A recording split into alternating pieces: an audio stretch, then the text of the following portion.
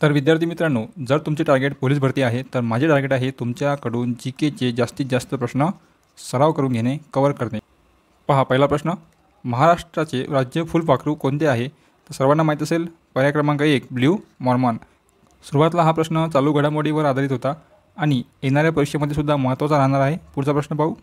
ध्यान हा महाप्रकल्प महाराष्ट्रात कुठे आकारास येत आहे? तर विद्यार्थी मित्रांनो, आपण PYQ पाहत आहेत.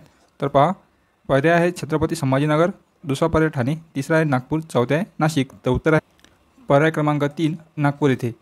आपण या सिरीजमध्ये PYQ तर पाहणारच आहे. PYQ सोबत आपण जीकेचे जे अतिसंभाव्य प्रश्न आहेत ते सुद्धा पाहू आणि सोबतच यामध्ये आपण चालू घडामोडीचा सुद्धा समावेश करू आणि अधूनमधून एक आपण त्यामध्ये मॅथचा प्रश्नसुद्धा टाकत जाऊ, जेणेकरून तुमचे अंकगणितसुद्धा कव्हर होईल. पुढचा प्रश्न पहा, भीमा आणि नीरा नदीचा संगम कोठे होतो?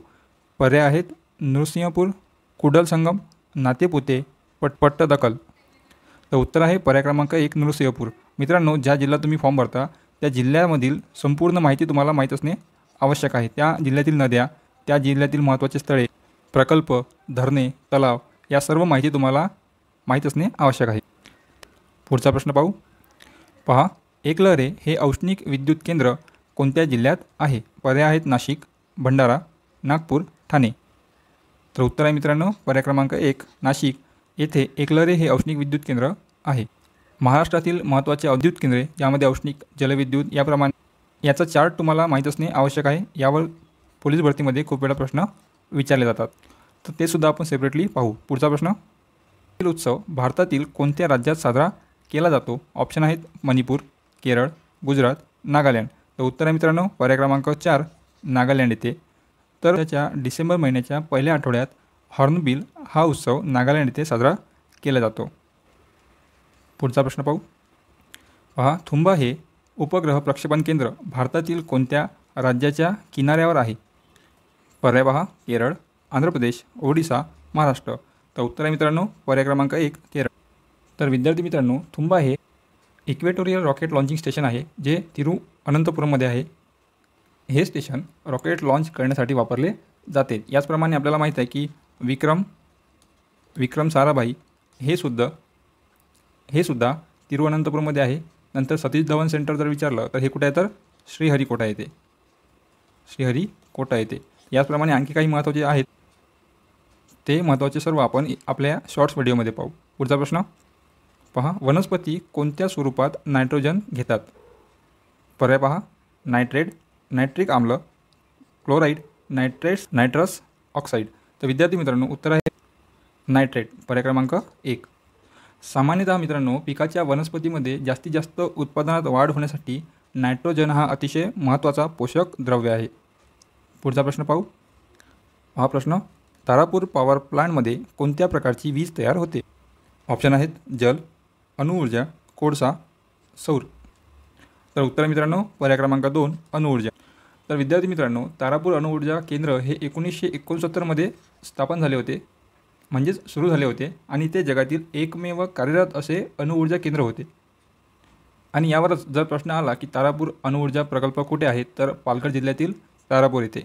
हे लक्षात ठेवायचे आहे. पुढचा प्रश्न पहा, प्रश्न आहे, एका व्यवहारात 7200 नफा अनुक्रमे अ, ब, क ला 2/3/4 या प्रमाणात वाटल्यास बचा वाटा किती? तर पहा, अगदी सोपी आहे. इथे काय म्हटलं आहे, अ, ब आणि क या तिघांचा वाटा काय आहे? 2/3/4. म्हणजेच रेशिओमध्ये संख्या दिलेली असते तर त्यालाच x म्हणून आपण ते संख्या पकडतो. तर पहा, 2x हा अचा वाटा अधिक 3x हा बचा वाटा अधिक 4x हा कचा वाटा आणि तिघांचा वाटा मिळून किती रुपये बनतात? 7200. पहा, तिघांची बेरीज करू. 2x अधिक 3x 5x अधिक 4 9x. तर 9x बरोबर 7200. आता x हा इथे गुन्हेला आहे म्हणून x आपण ठेवून 9 हा इकडे भागीला जाणार. 7200 भागीला 9 इथे भाग जातो. 9 1 9, 9 8 72 आणि हे 2 0. तर उत्तर आलं x बरोबर 800. तर आपण xची किंमत ठेवू. पहा, आपल्याला कोणाचा वाटा विचारला आहे? बचा, म्हणून ब किती आहे? 3x बरोबर 3 गुणिले 800. 8 त्रिक 24. तर 2400 हे आलं आपलं उत्तर, पर्याय क्रमांक 3. आता हेच गणित आपण शॉर्टकटमध्ये सुद्धा सोडू शकतो. अशा वेळेस काय करायचं? पहा इथं तिघांचा रेशो दिलेला आहे, तिघांची करायची बेरीज 2 आणि 3 5, 5 आणि 4 9 आणि एकूण दिलेल्या संख्येला भागायचे. किती होईल? 7200 भागेला 9. भाग जातो 9 72, किती आले? 800. बचा वाटा किती आहे? 3. याला तो गुणवायचा. 800 गुणिला 3 किती होते? 2400. पर्याय क्रमांक 3.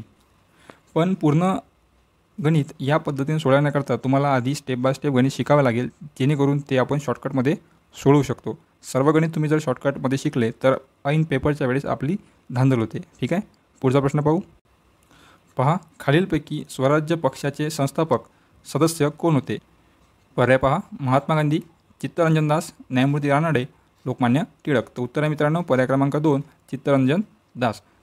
तर विद्यार्थी मित्रांनो, चित्तरंजन दास हे स्वराज्य पक्ष जो स्थापन झाला होता त्याचे ते अध्यक्ष होते. ठीक आहे, आणि 1 जानेवारी 1923 स्वराज्य पक्षाची स्थापना झाली होती. पुढचा प्रश्न पाहू. पहा, वा शिरवाडकर यांचे टोपण नाव कोणते? ऑप्शन आहेत कुसुमाग्रज, केशवसूत, मधुसूदन, गोविंदाग्रज. तर उत्तर आहे कुसुमाग्रज. मित्रा, शिरवाडकर म्हणजेच विष्णू वामन शिरवाडकर, त्यांनाच आपण तात्यासाहेब शिरवाडकर म्हणून सुद्धा ओळखतो. त्यांचा जो जन्म आहे, ज्यांचा जन्म आहे 27 फेब्रुवारी 1912. तर मित्रांनो, आणि 27 फेब्रुवारी हा जन्मदिवस कुसुमाग्रजांचा आपण मराठी भाषा गौरव दिन म्हणून साजरा करतो. पुढचा प्रश्न पाहू. महाराष्ट्रातील सर्वात कमी लोकसंख्या असलेला जिल्हा कोणता? ऑप्शन आहेत वाशिम, गडचिरोली, सिंधुदुर्ग, हिंगोली. तर उत्तर आहे मित्रांनो पर्याय क्रमांक 3 सिंधुदुर्ग. सिंधुदुर्ग हा जिल्हा महाराष्ट्रातील सर्वात कमी लोकसंख्या असलेला जिल्हा आहे. ठीक आहे विद्यार्थी मित्रांनो, 2011च्याच जनगणनेनुसार आपण याआधीसुद्धा प्रश्न पाहिले होते आणि या येणाऱ्या परीक्षेमध्ये सुद्धा 2011च्या जनगणनेनुसारच प्रश्न येणार आहेत. तर ते तुम्ही एकदम चांगल्या प्रकारे करून घ्या. पहा पुढचा प्रश्न. फिल्म अँड टेलिव्हिजन इन्स्टिट्यूट कोठे आहे? ऑप्शन आहे मुंबई, बंगळूर, नवी दिल्ली, पुणे. तर उत्तर आहे मित्रांनो पर्याय क्रमांक 4 पुणे. पहा पुढचा प्रश्न. पहा प्रश्न. बहामनी साम्राज्याची स्थापना कोणी केली? ऑप्शन आहे कुतुबुद्दीन ऐबक, आदिलशहा, हसन गंगू, महमूद गवान. तर उत्तर आहे मित्रांनो पर्याय क्रमांक 3 हसन गंगू. तर मित्रांनो, बहामनी राज्याची स्थापना 1347 मध्ये झाली होती. ठीक आहे, आणि या साम्राज्याची स्थापना अलाउद्दीन बहमन शाह याने केली होती आणि यालाच हसन गंगू म्हणून सुद्धा म्हटले जाते. ठीक आहे, पुढचा प्रश्न पाहू. पहा, राज्यसभेचा सभापती कोण असतो? सर्वांना माहीत आहे. पहा ऑप्शन आहेत पंतप्रधान, उपराष्ट्रपती, राष्ट्रपती, संसदीय कार्यमंत्री. तर उत्तर आहे पर्याय क्रमांक 2 उपराष्ट्रपती. तर विद्यार्थी मित्रांनो, उपराष्ट्रपती पद हे आपण अमेरिकेकडून घेतलेलं आहे आणि कलम 63 मध्ये उपराष्ट्रपती पदाचा उल्लेख आहे. पुढचा प्रश्न पाहू. आपल्या शरीरातील स्नायूमध्ये प्रामुख्याने रिकामी जागा हे प्रथिने असते. पर्याय पहा, बिलिरुबिन, होमोग्लोबिन, मायोग्लोबिन यापैकी नाही. तर उत्तर आहे मित्रांनो पर्याय क्रमांक 3 मायोग्लोबिन. पहा प्रश्न. कुचिपुडी हा कोणत्या राज्याचा लोकनृत्य प्रकार आहे? पर्याय आहेत कर्नाटक, तामिळनाडू, आंध्र प्रदेश, केरळ. विद्यार्थी मित्रांनो, राज्य आणि लोकनृत्य हे अतिशय महत्त्वाचे आहेत. यावर प्रश्न येतातच. तर हे आपण आपल्या या शॉर्ट्स व्हिडिओमध्ये पाहू. पहा, या प्रश्नाचं उत्तर आहे पर्याय क्रमांक 3 आंध्र प्रदेश. तर मित्रांनो, केरळचे जर विचारले असते तर कथकली हे आहे आणि तामिळनाडूचे जर विचारले असते तर भरतनाट्यम हे लोकनृत्य आहे. तुमच्यासाठी प्रश्न आहे की कर्नाटक राज्याचे लोकनृत्य कोणत्या प्रकारचे आहे? त्याचे नाव कमेंटमध्ये नक्की कळवा. पुढचा प्रश्न. उपरा या पुस्तकाचे लेखक कोण आहेत? तर ऑप्शन आहेत लक्ष्मण गायकवाड, शंकरराव खरात, दया पवार, लक्ष्मण माने. तर उत्तर आहे मित्रांनो पर्याय क्रमांक 4 लक्ष्मण माने. प्रश्न सोडताना मित्रांनो घाई करायची नाही, कारण की सुरुवातीलाच लक्ष्मण शब्द तुम्हाला जर दिसला तर तुम्ही पहिलंच प्रश्नाचं उत्तर बरोबर द्या आणि आपला मार्क जाणार. तर लक्षात ठेवा, काळजीपूर्वक प्रश्नाचं उत्तर सोडवत जा. तर पर्याय क्रमांक 4 लक्ष्मण माने. पुढचा प्रश्न पहा, खालीलपैकी कोणता नवरसाचा प्रकार नाही? ऑप्शन आहेत रौद्र, हास्य, वीर, प्रसाद. तर उत्तर आहे पर्याय क्रमांक 4 प्रसाद हा नवरसाचा प्रकार नाही आहे. रौद्र, हास्य, वीर हे त्यामध्ये येतात. पुढचा प्रश्न पाहू.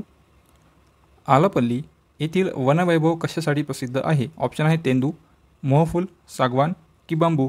तर पर्याय क्रमांक उत्तर आहे 3 सागवान. तर विद्यार्थी मित्रांनो, वन क्षेत्र व त्यावर येणारे प्रश्न म्हणजेच कोणत्या क्षेत्रात कोणते झाड प्रसिद्ध आहे किंवा कोणत्या क्षेत्रात वनांचे प्रमाण जास्त आहे कमी आहे यावर सुद्धा प्रश्न येतात. पुढचा प्रश्न. तर मित्रांनो, हा प्रश्न तुमच्यासाठी आहे. होमवर्क. दशादशे 12% दराने 10,000 रुपयाचे 5 वर्षाचे सरळ व्याज किती? अगदी सोपा प्रश्न आहे. ऑप्शन आहे 60,000, 600, 60 आणि 6,000. तर उत्तर कमेंटमध्ये नक्की कळवा.